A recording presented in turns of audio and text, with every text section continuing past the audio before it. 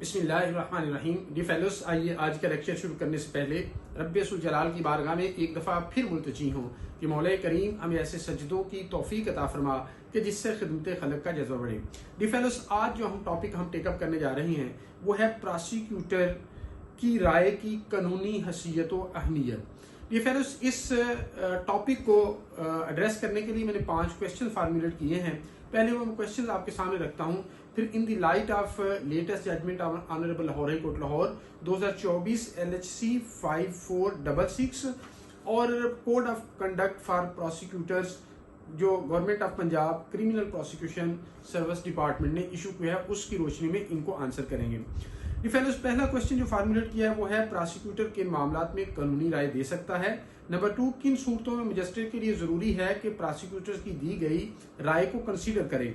Number 3, किन मामलात में मजिस्ट्रेट के लिए प्रोसिक्यूटर की राय को कंसीडर करना जरूरी नहीं। नंबर 4, प्रोसिक्यूटर की राय को कंसीडर करने से क्या मुराद है। नंबर 5, क्या प्रोसिक्यूटर खुद फाइल समन करके उसमें राय दे सकता है, उसके लिए ऑफेंस की एडिशन या डिलीशन के लिए तफ्तीशी को कह सकता है या अखराज रिपोर्ट मुरतब करने के लिए तफ्तीशी को डायरेक्शन पास कर सकता है या नहीं कर सकता। D fellows, one by one इनको हम आंसर करते हैं। जब इस जजमेंट को हम देखते हैं तो ऑनरेबल कोर्ट ने 2 सिचुएशन ऐसी आइडेंटिफाई की हैं या 2 मैटर्स ऐसे आइडेंटिफाई किए हैं जहां पर फाजिल प्रोसिक्यूटर अपनी ओपिनियन दे सकता है। डी फेलोस, पहला जो उन्होंने आइडेंटिफाई किया है प्रोसिक्यूटर का रोल वो है CPS एक्ट 2006 यानी जो प्रोसिक्यूटर एक्ट है उसका सेक्शन 97। इसके अंदर ऑनरेबल कोर्ट ने कहा कि जब रिपोर्ट अंडर सेक्शन 173 प्रेजेंट की जाएगी टू द प्रोसिक्यूटर, क्योंकि उसके थ्रू लर्निंग ट्रायल कोर्ट के अंदर उसने सबमिट होना होता है, तो वो पहले उसकी स्क्रूटनी करेगा और at the time of conducting scrutiny of that report learned prosecutor अपनी केस रिव्यू अंडर सेक्शन 97 अपनी एक रिपोर्ट भी पेश करेगा जिसके अंदर 2 चीजों को वो मेंशन करेगा, 2 चीजों को का जिक्र करेगा या दो चीजों को डिस्क्राइब करेगा। वो मैं एग्जैक्ट वर्डिंग आपके सामने रखता हूं। The prosecutor shall submit in writing to the magistrate और the court the result of his assessment as to the available evidence and applicability of offences against all or any of the accused as per facts and circumstances of the case, and magistrate or the court shall give due consideration to such submissions। एक तो अपनी assessment report यानी उसके अंदर अपनी assessment देगा कि ये एविडेंस अवेलेबल है against so and so accuse, और सेकंडली एप्लीकेबिलिटी ऑफ ऑफेंसेस वो बताएगा कि ये on the basis of this collected evidence by the IO which has been presented in the form of report under section 173 इस पर ये section apply होता है और ये सेक्शन अप्लाई नहीं होता। इन 2 चीजों का की असेसमेंट रिपोर्ट या केस रिव्यू जिसको ऑनरेबल कोर्ट ने नाम दिया वो पेश करेगा। डी फेलोस, अब इसी के अंदर ऑनरेबल कोर्ट ने जब इसको डिटेल के साथ डिस्कस किया, जो कि इस सेक्शन के एंड पे ये बात लिखी भी हुई है कि ये जो रिपोर्ट सबमिट करेगा ट्रायल कोर्ट को या मजिस्ट्रेट को इन द केस ऑफ अखराज रिपोर्ट, या अगर मजिस्ट्रेट खुद ट्रायल कोर्ट है तो उस सूरत में जो लर्निड कोर्ट है मजिस्ट्रेट या लर्निड ट्रायल कोर्ट वो उस पर उसको कंसीडर करेगी। ये बाइंडिंग है उपॉन द कोर्ट के, उसको कंसीडर करेगी। अब इस कंसिडरेशन से क्या मुराद है इसको सब्सिक्वेंटली इस जजमेंट के आगे डिस्कस किया गया है। लेकिन दूसरी सिचुएशन पहले हम जो ऑनरेबल कोर्ट ने आइडेंटिफाई की है जहां पर प्रोसिक्यूटर अपनी ओपिनियन दे सकता है, वो ऑनरेबल कोर्ट ने ये कहा कि पंजाब रूल्स ऑफ बिजनेस 2011 का जो रूल 3 है वो इसके साथ डील करता है, जहां पर प्रोसिक्यूटर अपनी ओपिनियन दे सकता है in case of seeking opinion. ये जो 3 है वो मैं आपके सामने रीड आउट करता हूं। Advice to other administrative departments as a regulatory function for implementation of policy on this subject in cases, 2 तरह के केसेस में, cases of criminal proceeding against government और any civil servant for an act और omission in his official duty. पहले के अंदर जिक्र किया कि वो क्रिमिनल प्रोसीडिंग जो कि गवर्नमेंट के अगेंस्ट हैं या सिविल सर्वेंट के अगेंस्ट हैं, किसी एक्ट की बुनियाद पर या ओमिशन की बुनियाद पर वहां पर एडवाइस दे सकता है। Secondly cases relating to criminal litigation, और दूसरा क्रिमिनल लिटिगेशन के केसेस में। अब इसको बुनियाद बनाकर ऑनरेबल कोर्ट ने ये कहा कि जो किसी भी डिपार्टमेंट को legal opinion in case of seeking prosecutor जो है वो दे सकता है लीगल ओपिनियन। ये एक अलग बात है कि मैं इस फाइंडिंग के साथ ऑनरेबल कोर्ट के साथ विद ड्यू रिस्पेक्ट अग्री नहीं करता, इसलिए कि ये जो केसेस रिलेटिव क्रिमिनल लिटिगेशन है, ये लिटिगेशन जब आएगी कोर्ट के दरमियान, litigation words itself self speaking है कि इसका ताल्लुक कोर्ट के साथ है, जबकि ये जो केस था ये टेकअप हुआ था at the time of investigation के इन्वेस्टिगेशन के स्टेज पर क्या प्रोसिक्यूटर साहब ओपिनियन दे सकते हैं या नहीं दे सकते। मेरा ये जाती ख्याल है कि इस एस्पेक्ट को ऑनरेबल कोर्ट ने ओवरलुक किया है। अगर दोबारा कहीं कंसीडर किया गया तो इस एस्पेक्ट को भी कंसीडर किया जाएगा।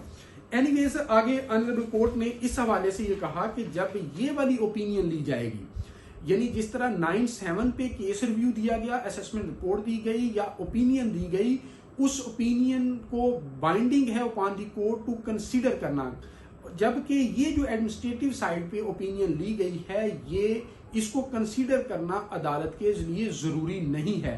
यानी उसको आउटराइटली ये हो सकता है कि ऑनरेबल कोर्ट उसका जिक्र ही ना करे।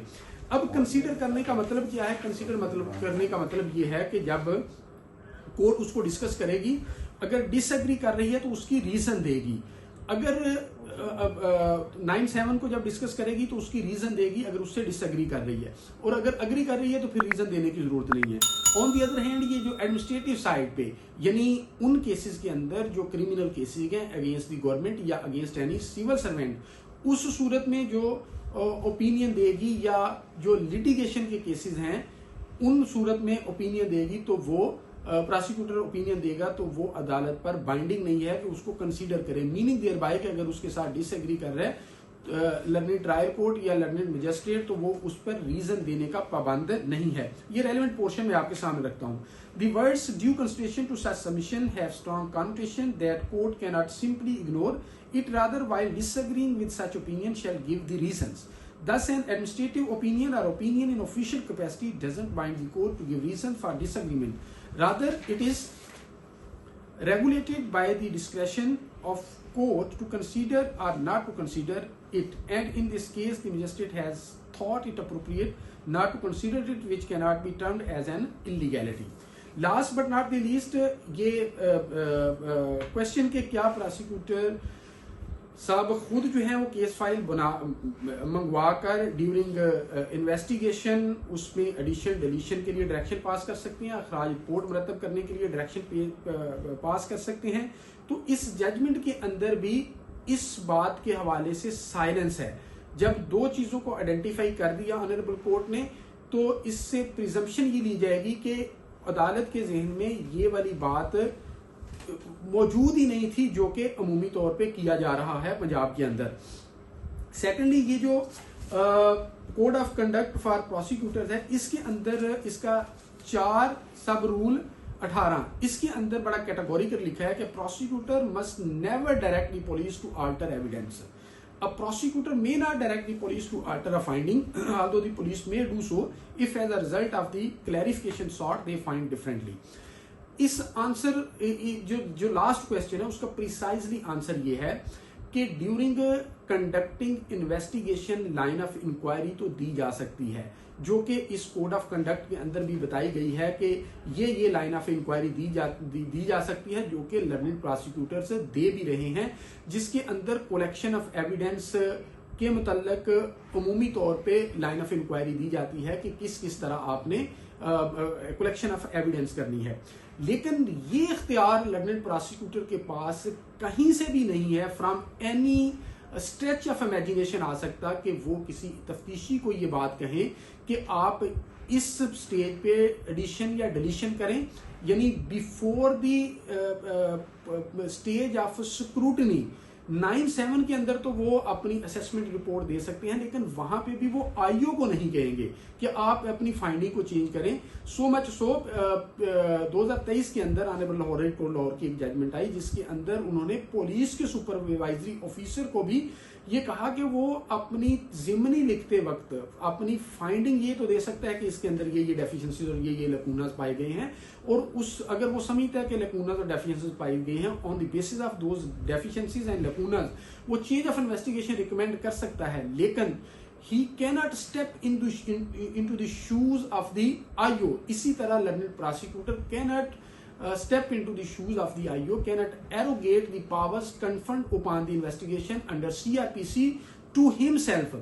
और so much so बहुत सारी जजमेंट्स हमें ये मिलती हैं कि इवन कोर्ट्स, सुपीरियर कोर्ट्स भी are twice shy to interfere into the domain of the IO। वो भी इन्वेस्टिगेशन के अंदर इंटरफेरेंस नहीं करते, क्योंकि एक कंप्रीहेंसिव मैकेनिज्म इन प्लेस है अंडर पुलिस ऑर्डर 2002-18 एक है, जिसके अंदर अगर कोई उसमें डेफिशिएंसीज है, कोई लैकूना है, अगर उस पर कोई एतराज है तो आप उस फोरम के सामने एजिटेट कर सकते हैं, उसको दोबारा डेलिब्रेट किया जा सकता है, री इन्वेस्टिगेट किया जा सकता है। 3 टीयर्स इस पर्पज के लिए दिए गए ताकि ये जो डोमेन है इंडिपेंडेंट, जिस तरह राइट टू फेयर ट्रायल के अंदर ये लाजम मलजूम है कि अदालत इंडिपेंडेंट हो और वो अपनी इंडिपेंडेंट ओपिनियन फॉर्म करे। अब एक नया कॉन्सेप्ट इवॉल्व हो रहा है, बल्कि दुनिया के अंदर तो ये बड़ा शब्दोमद के साथ मौजूद है कि right to fair trial at investigation stage. इसका मतलब क्या है? Right to fair trial at investigation stage, जहां पर बहुत सारे अक्यूज के राइट्स को मद्देनजर रखना है, वहां पर आईओ की इंडिपेंडेंस और उसको एक्सटर्नल इन्फ्लुएंस से भी वार्ड ऑफ करना है। तो डी फेलोस, ये थी जजमेंट जो कि लर्नेड प्रोसिक्यूटर की ओपिनियन की कानूनी हैसियत और अहमियत के मुतल्लिक आई। मैंने मुनासिब समझा कि आपके साथ शेयर करूं। Thank you so much.